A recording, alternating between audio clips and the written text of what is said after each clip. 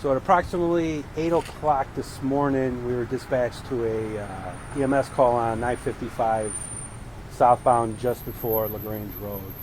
Upon arrival, my squad crew showed up on the scene and they noticed the one single semi-truck.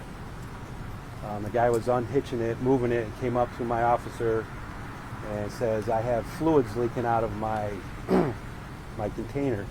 So at that time, Lieutenant Anchovis called for a level 1 hazmat, which brings other support to assist with the hazmat, because since it's a large scope at the time.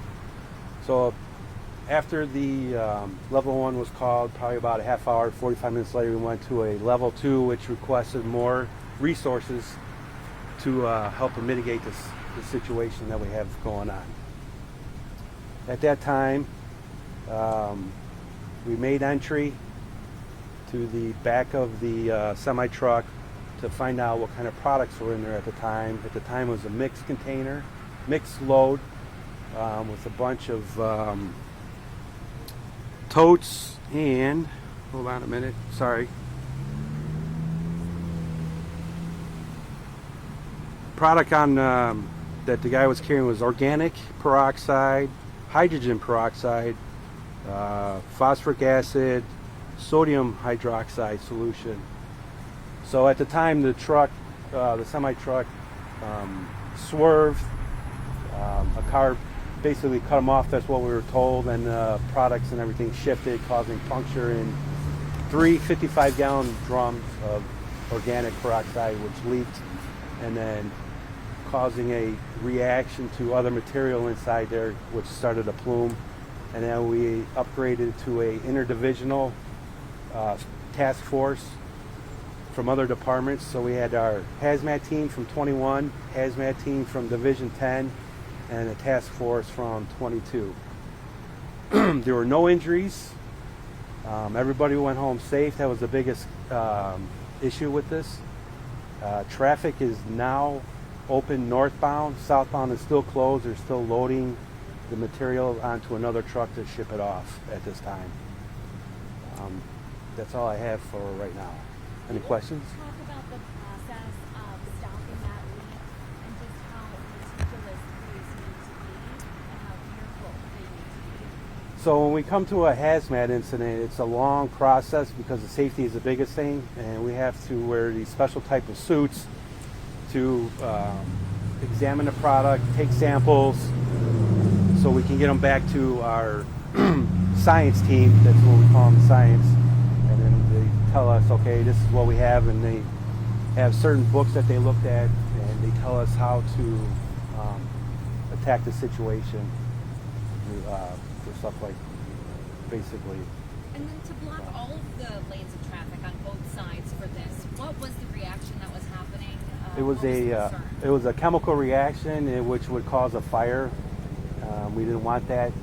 Some of the product leaked below down on Santa Fe Drive, so we had Division 10 hazmat team start the process down below before it spreads, tape everything off.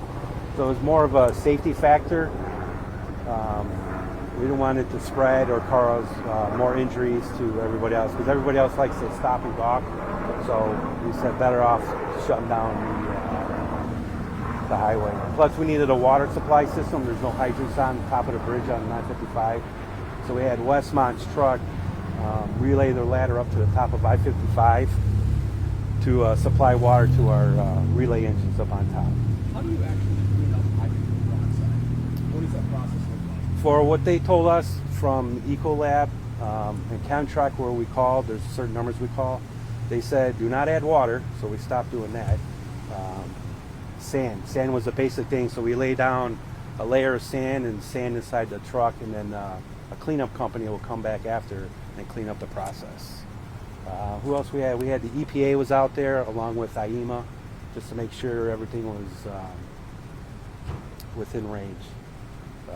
What else we had? Anything else? And at this time, did they tell you that everything seemed to be in range? Or Yes, everything was, there was no health issues, no hazards. Everything was clear to go. We turned it over to Illinois State Police they're going to do their investigation on proper placking of the vehicle and security on that vehicle. The EMS call that was initially made, that had nothing to do with the driver of the truck, right? No, somebody just called our dispatch, and this way it just came over that we received an EMS call. Okay, so those are unrelated. Correct. Yes. Just to confirm, a driver cut off the semi-driver. I can't say or deny because everybody talks, but that's what driver stated.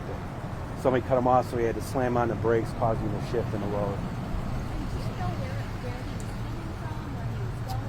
I do not know. Anybody else? All good? Thanks. Thank you so much. Sure. Thank you, everyone.